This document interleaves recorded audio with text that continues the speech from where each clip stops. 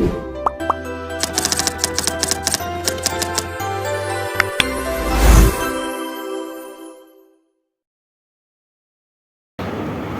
perkenalkan saya Rahma Aureliani dengan NIM 2307010184. Di sini saya berperan sebagai konselor. Saya Rania Sabrina Azhara dengan NIM 2307010122. Di sini saya berperan sebagai klien. Pada video ini kami akan menampilkan role play kami untuk tugas psikologi konseling, yaitu tentang ranahnya di bidang psikologi klinis. Jadi, masalah utama yang dihadapi oleh klien adalah klien mengeluh sering merasa cemas, overthinking, dan rendah diri ketika menghadapi tugas kuliah dan presentasi. Klien memiliki keyakinan negatif bahwa dirinya tidak sepintar teman-temannya dan takut melakukan kesalahan. Pikiran tersebut membuat klien sering menunda tugas, sulit fokus, dan mengalami keluhan fisik seperti jantung berdebar dan tegang. Tujuan konseling ini membantu klien mengenali pikiran otomatis negatif, membantu klien menentang dan mengganti pikiran irasional dengan pikiran yang lebih praktis, mengurangi kecemasan dan meningkatkan kepercayaan diri klien. Selamat menyaksikan.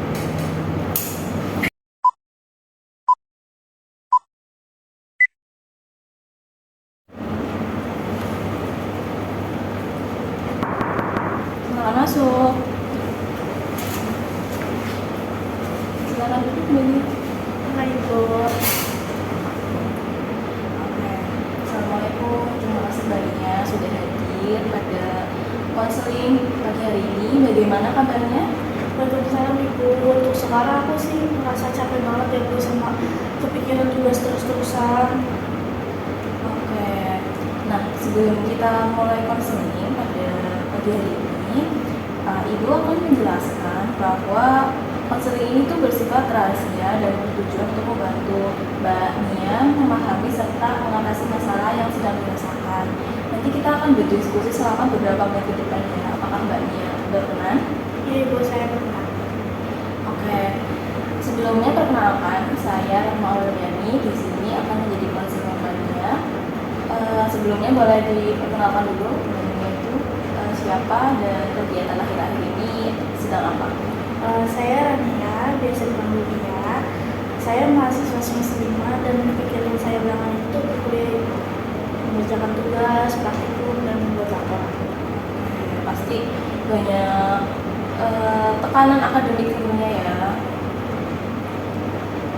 Oke, bisa ceritakan lebih lanjut tentang tugas tadi yang disebutkan Mbak Nia atau situasi yang membuat Mbak Nia itu merasa cemas akhir-akhir ini?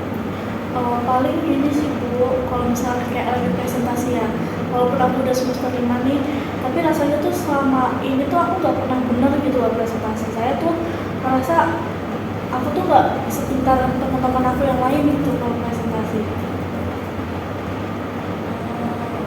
Lalu setelah mengalami tadi, apa yang terlintas di pikiran Mbak Nia saat rasa takut itu muncul?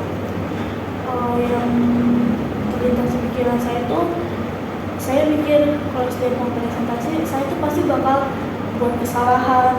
Terus orang-orang tuh pasti bakal ngejudge saya akan kesalahan saya itu. Jadi pikiran yang tadi muncul adalah Mbak Nia itu merasa saya pasti salah dan saya tidak sepintar orang lain.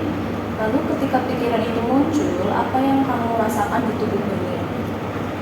Kalau itu sih biasanya deg-degan ya Bu, deg-degan parah, terus juga rasanya tuh keringat dingin, tangan tuh sampai basah, dan rasanya tuh kayak saya tuh pengen kabur dari sana gitu loh. Saya kalau bisa menghindar, saya nggak mau presentasi, nggak mau maju di depan gitu. Itu tuh menunjukkan bahwa pikiran tersebut sangat mempengaruhi perasaan dan perilaku Mbak Nia. Oke, mari kita uji pikiran kamu ya. Saya tidak sepintar teman-teman. Menurut kamu apa bukti yang mendukung pikiran tadi? Kalau itu sih nilai sih Bu, aku tuh nilainya nggak sebagus itu loh. Dibilang jelek juga enggak, tapi dibilang bagus tuh enggak.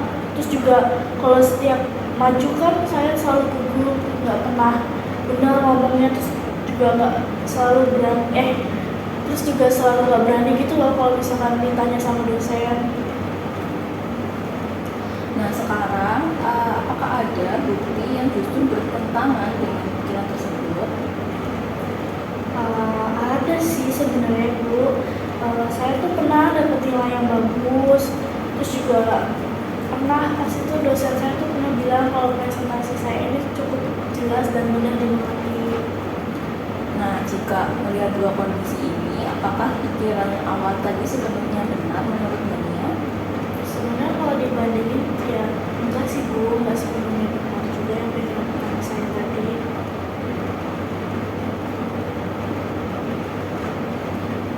Selanjutnya, kalau gitu, berarti pikiran apa yang lebih realistis dan membantu yang bisa menggantikan pikiran sebelumnya? Mungkin kadang emang saya duduk ya Bu, cuman saya pasti bisa tuh kalau belajar dan saya tuh pasti mampu kalau misalnya terus-terusan latihan biar ininya hilang dulunya. Nah, itu kan pikiran yang lebih senggang ya, Mbaknya. Bagaimana perasaan Mbaknya saat memikirkan itu? Jauh lebih tenang aja sih Bu, kayak nggak terlalu mikir hal-hal buruk yang sekiranya bakal muncul sih. Nah, sebagai latihan Mbaknya, selama 1 minggu ke depan, coba catat situasi yang membuat cemas, pikiran negatif yang muncul, lalu ganti dengan pikiran yang alternatif yang lebih realistis lagi, yang seperti kita contohkan tadi.